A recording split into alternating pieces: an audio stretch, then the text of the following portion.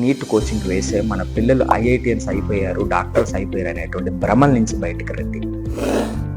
లేదు నేను 3 లక్షలు కట్టాను, కళ్ళు మూసుకుంటాను, లేదా భ్రమల్లో ఉంటానంటే మీ కర్మ తప్ప మిమ్మల్ని బాగు చేసే పరిస్థితి ఉండదు. 12 తర్వాత మాత్రం మీకు అర్థమవుతుంది మీరు చేసిన తప్పు.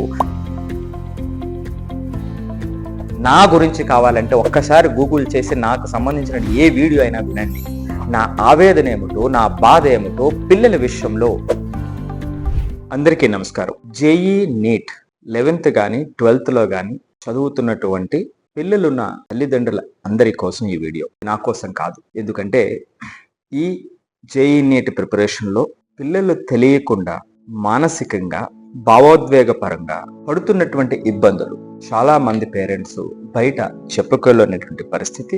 అంతేకాకుండా అతి ఎక్కువ మందికి దానిని ఏ విధంగా డీల్ చేయాలో తెలియనటువంటి పరిస్థితి. ఇది మన పిల్లలు ప్రయత్నం చేస్తున్నటువంటి పెద్ద ప్రయత్నానికి మధ్యలో ఉన్నటువంటి అవరోధాలను అర్థం చేసుకోలేక, అర్థం అయ్యేటట్టుగా చెప్పేటువంటి సిస్టమ్ తెలియక పూర్తిగా మనం ఖర్చు పెడుతున్నటువంటి 4 నుంచి 6 లక్షల రూపాయలు నిరుపయోగం అవుతున్నటువంటి సందర్భం. అంతేకాకుండా ఈ పిల్లలు ఉన్నటువంటి కాన్ఫిడెన్స్ పెరగటం పక్కన పెడితే పూర్తిగా 11, 12 తరగతులు జేఈ నీట్ కోచింగ్ సమయంలో వాళ్ళు అసలు అది గుర్తుకొస్తేనే ఇష్టం లేనటువంటి పరిస్థితికి తీసుకువెళ్తుంది. ఇది నేను చెబుతున్నటువంటి మాటలు మాత్రమే కాదు. మీ చుట్టుపక్కల ఆల్రెడీ 12thలో ఉన్నవాళ్ళు లేదా 12th అయిపోయినటువంటి వాళ్ళు పిల్లలు ఒక్కసారి 10 మందిని అరగంట పాటు 10 మందిని జస్ట్ 2 నిమిషాలు ఒక్కొక్కరికి కేటాయించి ఒక్కసారి అడిగాను. ఏమని అడగాలి?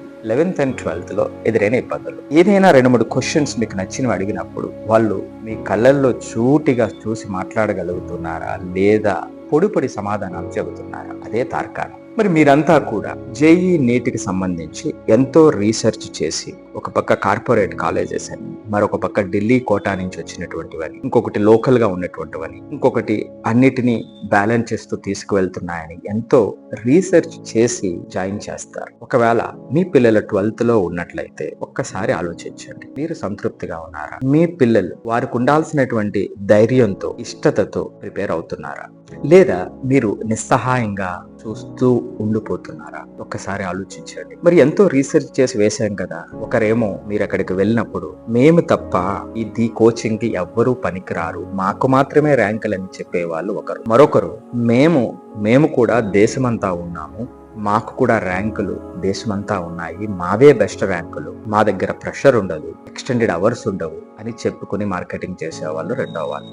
ఇంకా మూడవది, అక్కడ ఉన్నటువంటి స్ట్రెస్ మా దగ్గర ఉండదు, మా దగ్గర చాలా తక్కువ మంది ఉంటారు, 30 మందే ఉంటారు, 45 మందే ఉంటారు క్లాస్కి, అంతేకాకుండా మేము శ్రద్ధ తీసుకుంటాము అని చెప్పేవాళ్ళు కొంతమంది. మరొకరు అసలు మేము వాళ్ళ మీద ప్రెషరే పెట్టం, వాళ్ళు చదివితే చదవమని చెప్తాము అనేవాళ్ళు కొంత. మరొకరు లేదు మేము పిల్లలతో ప్రతి నెలా మాట్లాడతాము అని చెప్తూ ఉంటారు. ఒక్కొక్కరు ఒక్కొక్క పాయింట్ కనెక్ట్ అయ్యి కాలేజీలో వేస్తారు. ఇప్పుడు ప్రతి నెలా మాట్లాడితే పీటీఎంలు జరుగుతూ ఉంటాయి. ఏం జరుగుతుంటాయి? అత్యధిక పీటీఎంలు ఆల్మోస్ట్ ఆల్. ఏం ఉపయోగం ఉంటుంది? మీ పిల్లవాడు ఇది చేయటం లేదంటే అది చేయటం లేదంటే మనం 1-2 సార్లు వెళ్ళిన తర్వాత సేమ్ క్యాసెట్. ఇది పరిస్థితి. మరి ఇంత రీసెర్చ్ చేసి వేసిన తర్వాత ఏం జరుగుతుంది? మీకు అందరికీ అర్థమయ్యేటువంటి విధంగా ఒక 2 ఎగ్జాంపుల్స్ చెప్తా. ఎన్నో ఎగ్జాంపుల్స్, చాలా బాధాకరమైనటువంటి సంఘటనలు. ఎంతో మంది స్ట్రెస్ అని తట్టుకోలేక ఆత్మహత్యలు చేసుకున్నటువంటి పిల్లలు ఉన్నారు. ఎక్కువ మంది ప్యాసివ్ లెర్నర్స్ అయిపోతున్నారు. అసలు దాన్ని పట్టించుకోవట్లేదు, వెళ్తున్నారు వస్తున్నారు అంతే. ఒక గవర్నమెంట్ లో చాలా ఉన్నతమైనటువంటి పొజిషన్ లో ఉన్నటువంటి ఒక వ్యక్తి, వాళ్ళ అమ్మాయి 575 మార్కులు బోర్డులో వస్తే చాలా ఎన్నో ఆశలతో ఒక కోచింగ్ సెంటర్ లో వేశారు నీట్ కోసం. వేసిన తర్వాత మొదటిసారి ప్రయత్నంలో రాలా, రెండో ప్రయత్నంలో కాదని ఇంకో చోటకి మార్చారు. 4 నెలలు వెళ్ళిన తర్వాత ఆ అమ్మాయికి చాలా డిప్రెషన్ గురైపోయి, రోజు కూడా మీరు నమ్మరు, రోజు ఆ అమ్మాయిని సైకాలజిస్ట్ దగ్గరికి తీసుకొస్తున్నారు ఆ పేరెంట్స్. ఒక్కసారి ఆలోచించండి. అంత మంచి మార్కులు సంపాదించినటువంటి అమ్మాయి, ఎన్నో ఆశలు, కుటుంబం ఎంతో ఉన్నత స్థితికి వెళ్తుంది అనేటువంటి ఆశల్లో ఉన్నటువంటి ఫ్యామిలీ, కనీసం ఆ అమ్మాయి ఉంటే చాలు అనేటువంటి పరిస్థితికి వస్తే ఈ పాపం ఎవరిది? ఇన్స్టిట్యూట్స్ దా? మరి ఆ ఇన్స్టిట్యూట్ లో జాయిన్ చేసిన పేరెంట్స్ దా? ఇంకొక ఎగ్జాంపుల్, 3-3.5 లక్షలు పెట్టి హాస్టల్లో జాయిన్ చేస్తారు. 4 నుంచి 6 నెలలు తిరగకుండా ఎంతో మంది అమ్మాయిలు అనేక రకమైనటువంటి ఆరోగ్య సమస్యలతో ఇంటికి వస్తున్నటువంటి సందర్భం. కొన్ని హాస్టల్ చూస్తే మనం 3 లక్షలు కట్టిన కోళ్ల ఫారంల కన్నా దారుణంగా అక్కడికి వెళ్తే చాలా అంటే అక్కడ మనం ఉండలేనటువంటి పరిస్థితుల్లో నడిపిస్తున్నటువంటివి కొన్ని. ఇలాంటి పరిస్థితుల్లో మీ పిల్లల్ని ఐఐటి, జేఈ, నీట్ కోచింగ్ వేసే మన పిల్లలు ఐఐటియన్స్ అయిపోయారు, డాక్టర్స్ అయిపోయారు అనేటువంటి భ్రమల నుంచి బయటకు రండి. వీళ్ళలో మొదటి 3 నెలల్లోనే సుమారుగా 80% మంది ప్రయాణాన్ని ఆపేస్తున్నారు. చెయ్యట్లేదు, భయపడుతున్నారు, నాకు ఆ సామర్థ్యం లేదని నమ్మటం మొదలు పెడుతున్నారు. 6 నుంచి 9 నెలలు అయ్యేటప్పటికి వీళ్ళంతా కూడా అలా నడుపుతున్నారంతే. మరికొంతమంది సెన్సిటివ్గా ఉన్నటువంటి పిల్లలు చాలా డిప్రెషన్ గురవుతున్నటువంటి పిల్లలు, కొంతమంది పిల్లలు పేరెంట్స్తో చెప్పలేనటువంటి పరిస్థితి, కొంతమంది అలా ప్యాసివ్గా అలా రోల్ ఆన్ అయిపోయేటువంటి పరిస్థితి. 12వ తరగతి కంప్లీట్ అయ్యేటప్పటికి 10 మందిలో సుమారుగా 8 మంది కంప్లీట్లీ సెల్ఫ్ డిమోటివేట్ అయిపోతున్నారు.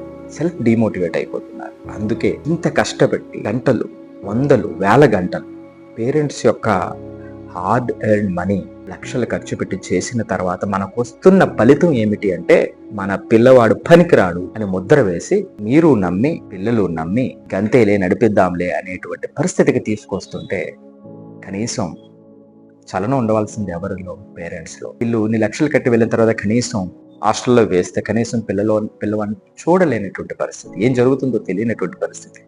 ఆ పిల్లలు మీరు వెళ్ళినప్పుడు పర్వాలేదు, నడుస్తుంది, పర్వాలేదు, చేస్తాను, నెక్స్ట్ టైం బాగా చేస్తాను. అదే ఇంటి దగ్గర ఉన్నటువంటి పిల్లలు అయితే మీరు రోజు ప్రత్యక్షంగా చూస్తారు, లోపల చాలా బాధ అనిపిస్తుంది, ఏం చేయాలో మీకు తెలియదు. మరి ఏం చేయాలి ఈ సందర్భంలో? అందుకే ఇంత కష్టపడి వందలు వేల గంటలు కష్టపడినటువంటి పిల్లవాడికి సరైనటువంటి మార్గనిర్దేశనం లేకుండా నువ్వు పనికిరావు, నువ్వు మ్యాథ్స్కి పనికిరావు, ఫిజిక్స్కి పనికిరావు, అసలు కోచింగ్కే పనికిరావు అని చెప్తే ఇంకా అది సిస్టమ్ అంటారా లేకపోతే ఏమంటారు? మరి దీనికి ఫలితం ఏమిటి? ఏ ఇన్స్టిట్యూట్ అయినా ఉండనివ్వండి, మన ఉద్దేశం వాళ్ళని నిందించి పరిస్థితిని పాడు చేయడం మన ఉద్దేశం కాదు. మీరు ఆల్రెడీ నిర్ణయం తీసుకున్నారు, కొంతమంది 11th లో ఉన్నారు, కొంతమంది 12th లో ఉన్నారు. ఇప్పుడు మనం చేయాల్సింది ఏమిటి? మనం కాలేజీని మార్చగలమా?